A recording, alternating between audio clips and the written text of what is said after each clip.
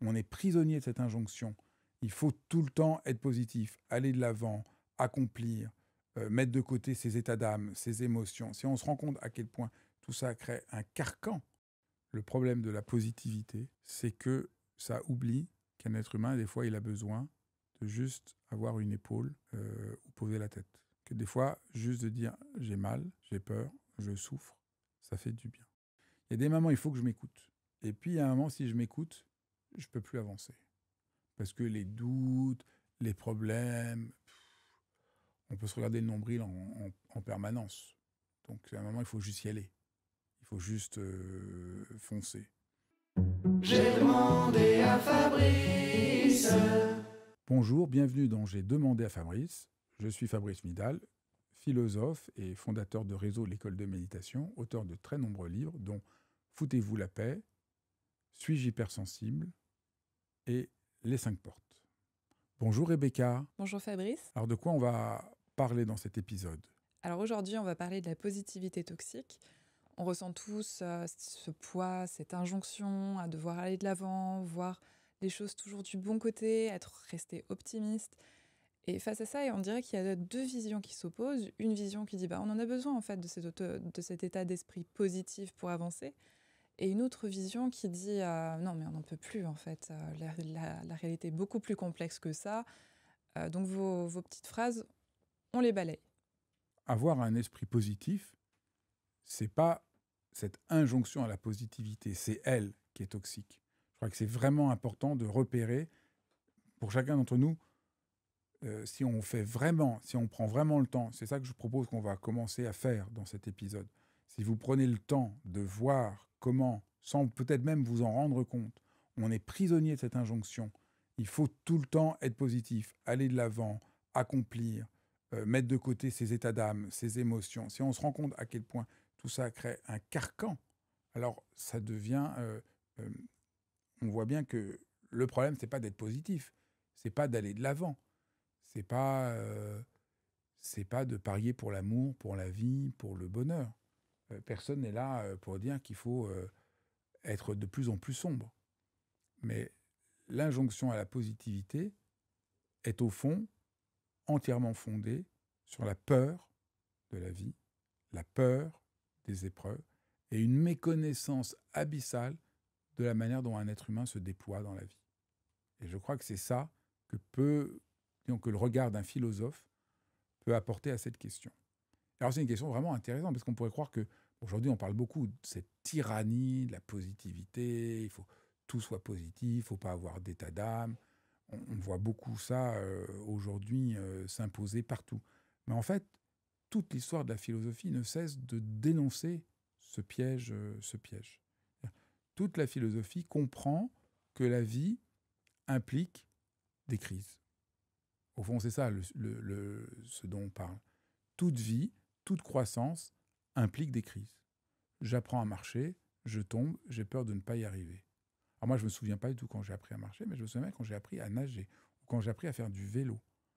Je ne sais pas si toi, tu t'en souviens aussi. Et au début, on se dit qu'on ne va jamais y arriver. Et heureusement que quelqu'un nous dit, et rien n'est pire que quand quelqu'un va prendre nager, mais si tu vas y arriver. Ouais, ça ne m'aide pas du tout. Ce que j'ai envie, c'est qu'on montre. C'est que j'entre dans le mouvement et il y a une crise. Je crois que je vais couler et je l'apprivoise et je le dépasse. Du reste, on voit quand les enfants ont peur de quelque chose et qu'on leur dit « mais si tu vas y arriver », ça ne les aide pas du tout. C'est souvent même source de plus grandes formes d'angoisse. Parce que ça n'est pas aidant. C'est abstrait. L'autre problème de la positivité toxique, c'est qu'on dit c'est des grandes généralités abstraites. Ah oui, mais ça ne m'aide pas du tout. Moi, j'ai peur. C'est comme quand j'ai peur du noir. Ah non, mais non, sois positif. Ah oui, mais moi, j'ai peur du noir. Mais non, sois positif. Mais ça ne t'aide pas du tout. Et au contraire, il faut aider. Moi, j'ai toujours un enfant qui a peur du noir. Moi, j'aime bien cette anecdote que j'ai racontée dans un de mes livres. J'étais dans une maison de campagne chez des amis. Il y avait mon filleul, un petit qui avait à l'époque, je crois, 6 ans. Et il avait vraiment peur qu'il y ait des fantômes dans l'armoire, dans la chambre au premier étage où je dormais.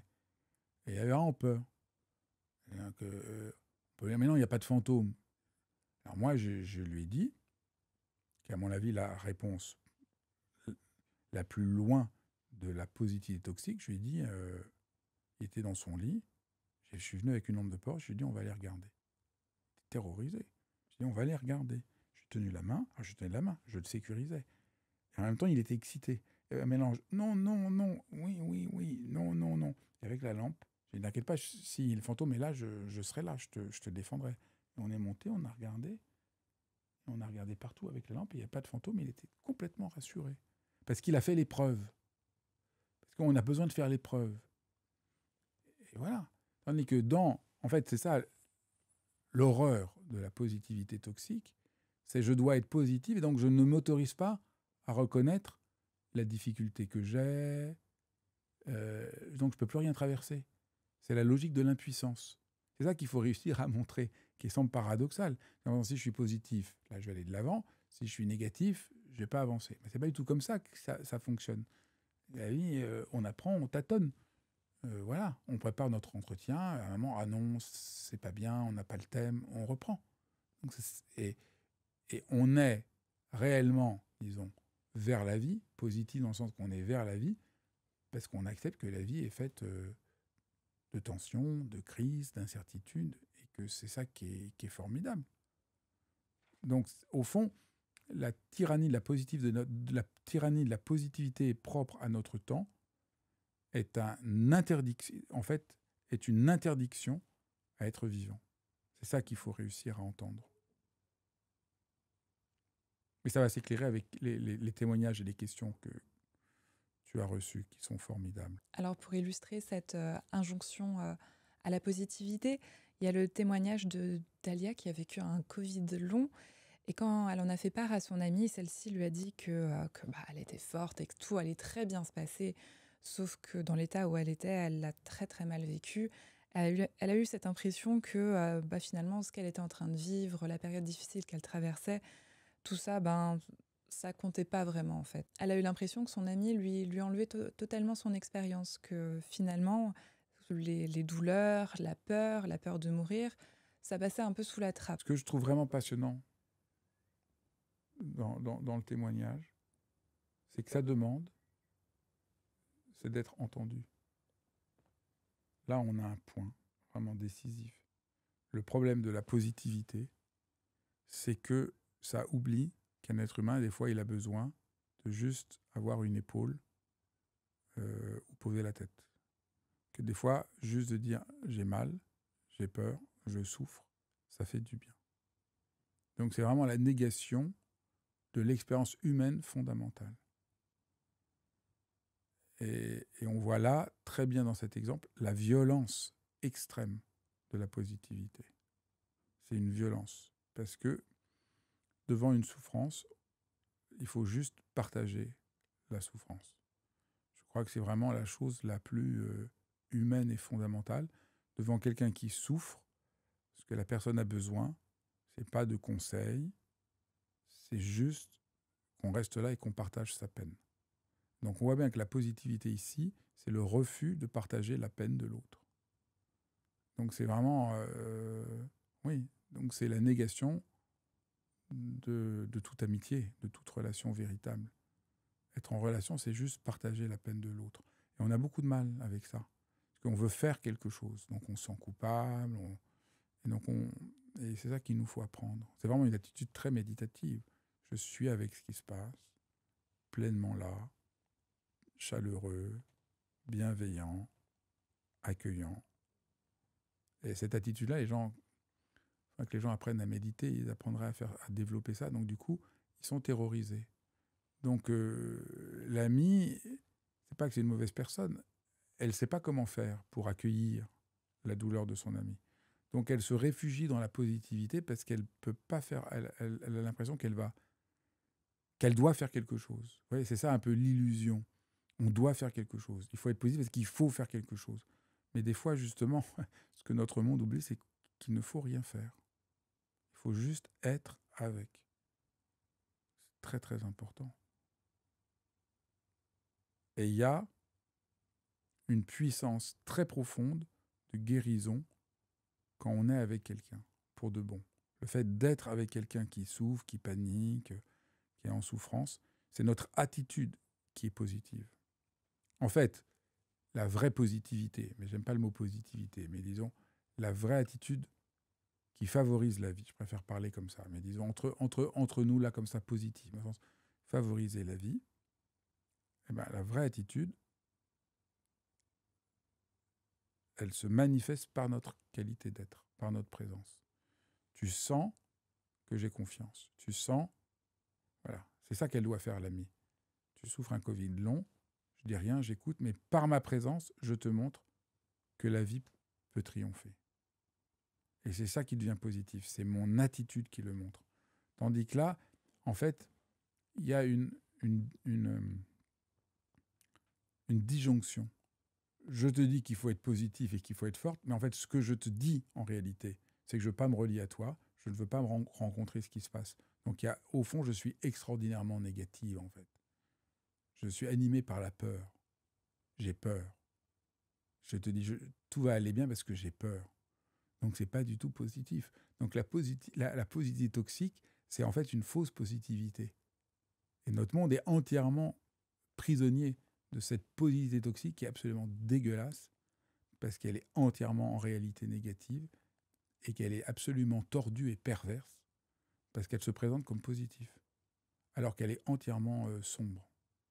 Et là, je pense au témoignage d'une personne qui disait qu'elle était entourée de personnes voilà, qui se disaient assez positives, dans le sens assez joyeuses, et que ça lui avait servi un temps pour remettre un petit peu les pieds à l'étrier, mais qu'elle se sentait de plus en plus isolée parce qu'incapable de pouvoir parler de ce qui lui pesait sur le cœur et de pouvoir se relier sur des sujets voilà, plus difficiles, plus douloureux avec ces amis-là, qui pour eux étaient vraiment incapables de toucher ça.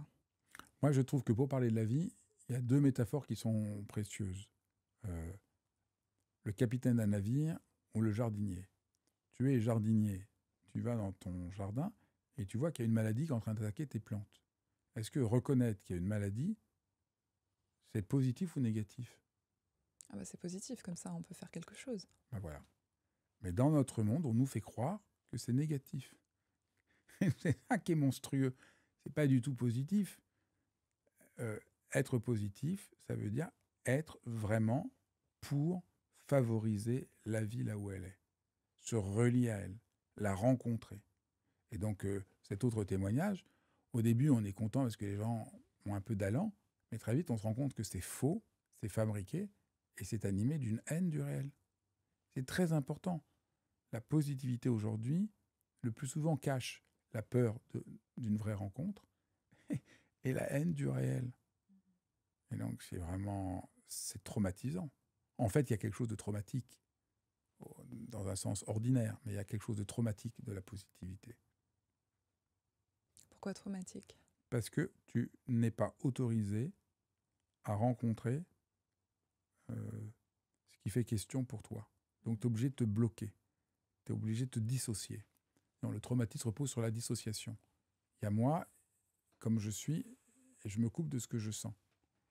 Et c'est une dissociation qui a un vrai problème. On est coupé de ce qu'on sent.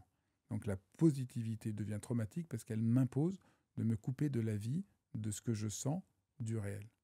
Donc ça va aller très mal. Alors il y a le témoignage d'une jeune femme qui dit qu'elle, pour avancer, elle a besoin de se maintenir à cette positivité-là parce que sinon il n'y a rien. Il y a tout qui se délite et elle meurt. C'est une peur très profonde. Si je rentre en rapport à la maladie des insectes, ça va tellement me prendre la tête que je ne pourrai plus jamais rien faire. Donc ça, c'est une peur qui est très réelle. Et c'est très... il faut prendre ça très au sérieux. Je pense que c'est vraiment... je suis content que tu parles de ce thème parce que c'est vraiment un des points clés. On voit bien que la vraie difficulté pour entrer, au fond, le thème de cet épisode, c'est débarrassez-vous de la positivité toxique pour entrer dans une vraie positivité qui va favoriser la vie et permettre de vous accomplir. C'est ça Or, pour entrer dans cette positivité heureuse, il ne s'agit pas seulement d'accepter de se débarrasser de la positivité toxique, il s'agit aussi de trouver de la force, de la ressource, savoir comment s'y prendre. Or, en fait, depuis le début, on essaie de montrer, on ne sait pas s'y prendre avec ce qu'on pourrait appeler le négatif. On ne sait pas quoi faire avec le négatif. Donc la personne a un Covid long, elle appelle son ami. Ouh là là, il y a du négatif, je veux pas voir. Donc allez, ça va aller. Parce que ça, moi, je sais pas quoi faire. Je ne sais pas quoi faire. Et en fait, quand on rencontre le négatif, on ne sait pas quoi faire. Et ça fait partie absolument de la vie. La différence entre les gens qui vraiment réussissent, qui sont vraiment des gens extraordinaires, qui s'accomplissent, c'est pas que ceux qui s'accomplissent n'ont pas de rapport au négatif, c'est qu'ils rentrent dans le négatif. Ils épousent le négatif. Ils apprennent à surmonter la peur du négatif. Et c'est ça qu'il faut apprendre. On pourrait dire, tout le chemin que je propose dans mes cours, dans mes livres, c'est justement ça. Comment j'apprivoise le négatif pour le dépasser, pour le guérir, pour le surmonter. Parce que si je ne veux pas me relier au négatif, il n'y a pas de positivité. C'est pas possible. C'est juste frelater. Et donc, évidemment, pour rencontrer une difficulté, il faut que j'ai suffisamment de force en moi. Donc là, ça, il faut avoir de la positivité en moi pour entrer dans le négatif que je dois rencontrer. Donc c'est d'abord me forger une solidité et que c'est à partir de là que naturellement je peux... Sans perdre pied. Donc il faut, si je suis le jardinier et que je vois les plantes, pour pas me dire oh, c'est la catastrophe, elles sont malades, je vais mourir, il faut que je sente que j'ai un savoir, que je peux soigner les plantes et que je sens que je peux faire face. Et à mon avis, c'est ça le sens véritable de la méditation. C'est pas tout ce qu'on raconte. Le sens véritable de la méditation, ce que je déploie, tout ça, c'est comment je trouve en moi de la force et une dimension sécure qui me permet d'affronter le négatif sans avoir peur d'y succomber. Mais en sachant que c'est par là que je vais trouver, que je vais bidouiller, que je vais inventer, que je vais demander conseil, que je vais demander de l'aide. Parce que l'illusion, il y a un problème. Il faut que je le résolve tout seul, très vite, sans problème. Sinon, ça va être la catastrophe. Non. Il y a un problème. Peut-être je ne vais pas y arriver. Peut-être je vais tâtonner. Peut-être je vais demander de l'aide. Et je vais me débrouiller. Et c'est ça qui fait rentrer dans la vraie positivité. C'est comme ça qu'on entre dans le mouvement de la vie. Donc oui, il y a absolument besoin de trouver la dimension sécure et la dimension de confiance. Sécure, ouais, là ça va, j'ai la ressource, et confiance. Et ça s'apprend. Et la clé de tout ce que j'essaye de faire, c'est la dimension sécure et la confiance, ça s'apprend. Et ça s'apprend déjà pour cet épisode, parce que là, c'est un long chemin, mais pour cet épisode, ça s'apprend en comprenant ce qu'on vient d'exposer. Parce qu'on ne peut pas avoir la dimension sécure et la dimension confiance si je reste convaincu que tout doit être positif et que le défi, la crise, le négatif sont un problème. Donc c'est déjà important, au moins dans ma compréhension, au moins au niveau de la compréhension, que ce soit clair pour moi. Ah oui, il n'y a pas de problème. La crise, le négatif fait partie de la vie et je vais le rencontrer. J'aimerais qu'on s'attarde un petit peu plus sur la distinction entre le courage et l'entêtement. Donc, il y a le témoignage d'une jeune femme qui ne souhaite pas donner son nom et qui a traversé une phase dépressive et elle était en consultation. À ce moment-là, elle se préparait pour ses examens scolaires et sa thérapeute la poussait vraiment à passer ses examens. C'était pour elle le signe d'un grand courage que de passer ses examens quand elle sentait que son corps lui disait non, qu'elle n'en pouvait plus. Et finalement, elle n'a pas passé les examens. Elle s'est dit là, s'il y a quelque chose de vraiment pas juste pour moi, je ne vais pas le faire. Et elle en a été vraiment soulagée, en fait, d'avoir pu écouter son corps, d'avoir pu s'écouter elle-même face à cette figure d'autorité. Et plus tard, elle a passé d'autres examens et elle les a eus. Et elle voulait nous relater ça. Voilà, c'est une question très complexe parce que la question, c'est quand il faut s'écouter et quand il ne faut pas s'écouter. Donc ça, c'est... Moi, je dirais que la question ici, c'est quand m'écouter juste n'est pas nécessaire et quand c'est nécessaire. Et ça, c'est une question très difficile. Au fond, c'est ça la question de la positivité. Il y a des moments, il faut que je m'écoute. Là, je sens qu'il y a un truc qui ne va pas. Je sens qu'il y a de la maladie dans les plantes. Il faut que je trouve une solution. Et puis, il y a un moment, si je m'écoute, je ne peux plus avancer. Parce que les doutes, les problèmes, on peut se regarder le nombril en permanence. Donc, à un moment, il faut juste y aller. faut juste foncer. Et c'est ça aussi qu'on veut appeler l'attitude positive, c'est-à-dire arrête de te regarder le nombril, avance. Là, il faut que tu cours. Tu n'as pas envie de courir, tu mets d'abord tes chaussures. Déjà, tu fais un premier acte, tu fais un premier pas, puis il y a des chances que tu finisses par rentrer dans l'entraînement et de faire ton entraînement. Sinon, on s'écoute tout le temps. Les gens, ils ne feraient jamais de sport, ils feraient dans la sédentarité, qui est une catastrophe sanitaire extrêmement importante. Donc, s'écouter n'est pas toujours une bonne idée. Donc, c'est vraiment, je crois, une question importante. Et je n'ai pas la réponse. Je suis désolé, mais là, je n'ai pas la réponse, parce que je crois qu'il faut vraiment examiner très précisément chacun. Est-ce que là, je suis en train de trop m'écouter et ça m'enferme? Ou est-ce que là, je suis quand même en train de respecter quelque chose du réel? Et là, il y a un truc qui me dit, de tout mon être, je ne peux pas. Et ça, c'est très difficile. Parce qu'on voit très bien les deux dans la vie de tous les jours. On voit très bien des gens qui passent son temps à s'écouter. C'est insupportable, tu n'en peux plus. Tout le temps, je peux pas. Voilà, et puis il y en a d'autres qui ne s'écoutent jamais et qui s'instrumentalisent et qui instrumentalisent le monde et qui instrumentalisent les autres. Et c'est extrêmement insupportable aussi. Donc je crois que c'est ça qu'il faut apprendre à discerner. Et je crois que se libérer de la positivité toxique et trouver le vrai courage impose cet examen scrupuleux, honnête et sincère. Est-ce que je suis là en train de trop m'écouter et perdre mes moyens, ou est-ce que je suis en train de m'écouter pour de bon et me réajuster au réel? Merci beaucoup Fabrice, on arrive à la fin de l'émission. Est-ce que tu aurais des ressources à nous donner pour poursuivre?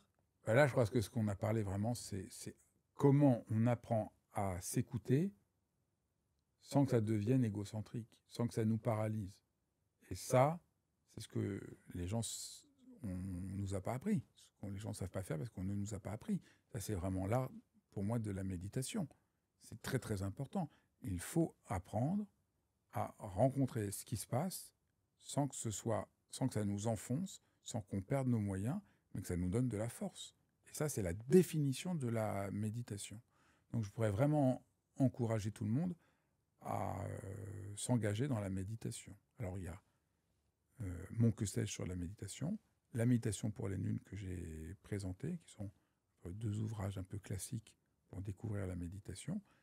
Et puis, j'ai un cours de présentation et d'accompagnement à la méditation, qui est vraiment une manière de découvrir la méditation, de s'y mettre et de l'intégrer à sa vie. Et mon message, au fond, c'est la méditation, c'est pas vous calmer. La méditation, c'est pouvoir être authentiquement, réellement positif. Faire face à vos difficultés, faire face aux crises, mais de manière heureuse, confiante et sécure. Voilà, je vous embrasse. Merci beaucoup d'avoir suivi cet épisode de J'ai demandé à Fabrice et surtout n'hésitez pas à nous envoyer toutes vos questions. Ça nous aidera à faire nos prochains épisodes. À bientôt.